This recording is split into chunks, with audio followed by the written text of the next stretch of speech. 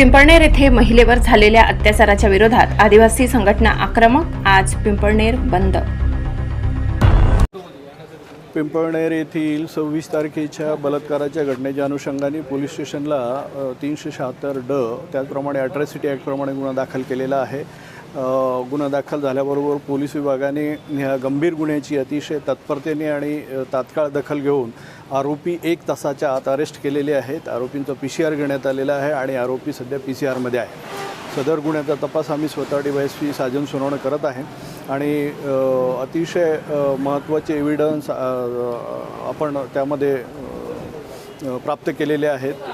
त्याप्रमाणे ह्या असल्या प्रवृत्तीच्या लोकांवर अतिशय कडक कारवाई होईल आणि कडक शिक्षा त्यांना मिळेल असं पोलीस प्रशासनाकडून प्रखरतेने आणि अतिशय तत्परतेने कार्यवाही सुरू आहे. साहेब, अशा घटना घडू नये यासाठी पोलीस प्रशासनाच्या वतीने खबरदारी म्हणून काही आवाहन करण्यात येणार आहे? मी समाज बांधवांना आणि इतर जे काही सर्वसामान्य जनता आहे यांना ह्या अनुषंगाने जर समजा काही असं तुम्हाला वाटत असेल की इथे वाईट प्रवृत्तीची लोकं राहत आहेत, वाईट प्रवृत्तीची एखादा गुन्हा घडण्याची शक्यता आहे किंवा काही घटना घडण्याची शक्यता आहे, तर अशा वेळेला आम्ही सर्वसामान्य जनतेला आवाहन करू इच्छितो की तात्काळ पोलीस यंत्रणेला कळवायचं आहे. कोणत्याही संदर्भात न घाबरता तुम्ही पुढे या. काही घटना घडण्याच्या आधी प्रिकॉशनरी मेजर्स आपण घेऊ शकतो आणि त्यांच्यावर कारवाई करू शकतो आणि घटना होण्यापासून वाचवू शकतो. तर कृपया पोलिसांना ह्या संदर्भात काही माहिती कळवणं अपेक्षित आहे. तर निश्चित आपण निर्भयपणे माहिती पोलिसांना कळवावं अशी मी सर्व जागृत नागरिकांना आवाहन करतो.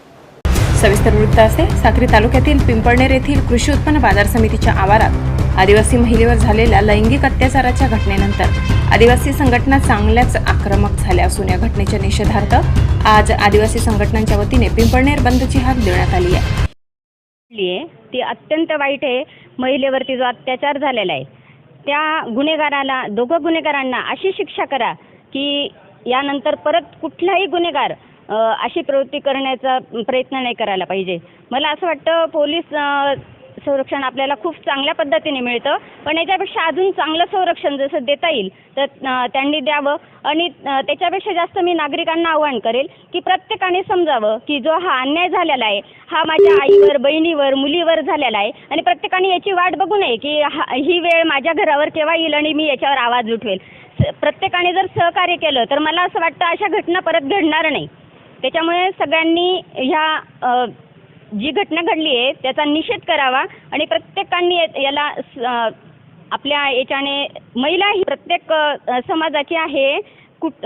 ती कुणाची बहीण आहे, कुणाची आई आहे, कुणाची मुलगी आहे, तर प्रत्येकाने ही ह्या समाजाची आहे, त्या समाजाची आहे. आपल्या समाजावर अन्याय होईल तेव्हा आपण आपला समाज एकत्र येऊन त्याला न्याय देऊ असं न करता प्रत्येक समाजाने, इथे पक्ष वगैरे किंवा समाज यांनी सगळ्यांनी जागृत होऊन एकत्र येऊन सगळ्यांनी त्या महिलेला न्याय द्यावा आणि ह्या नराधमांना जास्तीत जास्त शिक्षा करावी अशी मी विनंती करते.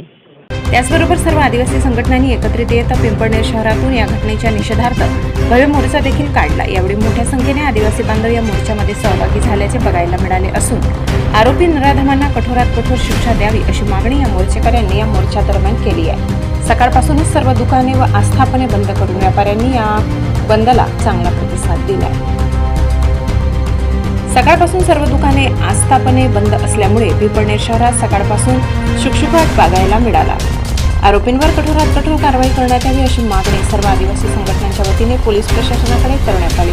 3 दिवसांपूर्वी रात्री उशिरा आपल्या मुलासह घरी परतणाऱ्या महिलेवर पिंपळनेर येथे 2 नराधमांनी आळीपाळीने अत्याचार केला होता आणि या घटनेनंतर पोलिसांनी या दोघांना ताब्यात देखील घेतले. परंतु आदिवासी महिलेवर झालेल्या अत्याचाराच्या विरोधामध्ये आदिवासी संघटना चांगल्याच आक्रमक झाल्या असून आदिवासी संघटनांतर्फे आज पिंपळनेर बंदची हाक देण्यात आली आहे. निषेधार्थ ही जी इथं मार्केट यार्डमध्ये बैठक झाली, या बैठकचा साक्री तालुका, पिंपळनेर तालुका उद्धव बाळासाहेब ठाकरे शिवसेनेच्या वतीने आम्ही जाहीर निषेध व्यक्त करतो. आणि इथं DYSP साहेब, सगळे पोलीस कर्मचारी पण होते, सगळे आदिवासी समाज बांधव, मुस्लिम बांधव, सगळे समाजाचे बांधव होते. साहेबांनी पण आश्वासन दिलं आरोपीला कठोरात कठोर कारवाई झालीच पाहिजे.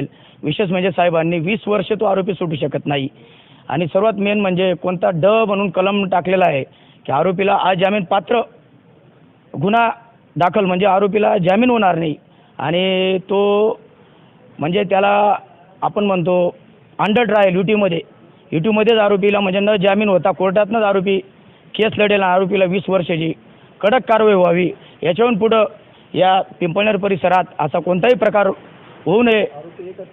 आरोपी 2 आहेत म्हणून दोघं आरोपी 20 वर्ष तरी आरोपी बाहेर सुटायला नको आणि त्यांना जामीन व्हायला नको. आणि विशेष म्हणजे साहेबांनी 24 तास गस्त घालण्यासाठी पिंपळनेर शहरात एक पोलीस पथक म्हणजे एक पोलीस तिथं नेमलेला आहे. आणि सर्वात मेन मला आमचं सर्व तालुक्यातील सर्व महिलांना बांधवांना सर्व समाजाच्या बांधवांना एक जाहीर आव्हान आहे. डिपार्टमेंट बिचारे ते काय देव नाही आहेत, आपण पण दक्ष राहायला पाहिजे, आपण पण लक्ष ठेवायला पाहिजे. 11 वयाची घटना एखादा आरोपी एखाद्या महिलेला हात धरून मध्ये घेऊन जातो, कोणी बघितलं नाही का म्हणून